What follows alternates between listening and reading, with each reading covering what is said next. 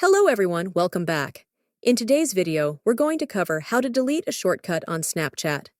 Shortcuts are super handy for sending snaps to multiple friends with just one tap. But what if you no longer need a shortcut or want to get rid of it? Let's walk through the simple steps to delete it. First, open the Snapchat app on your device. Next, take a random photo as if you're about to send a snap. But don't worry, you won't actually send it anywhere. Now, tap on the Send to button located in the lower right corner of the screen. This will open a list of your friends, and at the top, you'll see your shortcuts. Tap on the plus icon at the end of the shortcuts list. A pop-up window will appear showing your current shortcuts, along with an option to create a new one. Select the shortcut you want to delete. In the next window, you'll see the list of people in that shortcut. To delete the shortcut, tap on the trash can icon in the upper right corner.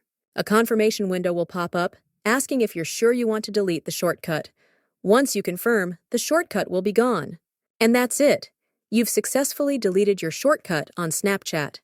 If you found this tutorial helpful, don't forget to give it a thumbs up, subscribe for more Snapchat tips, and hit that notification bell so you never miss an update.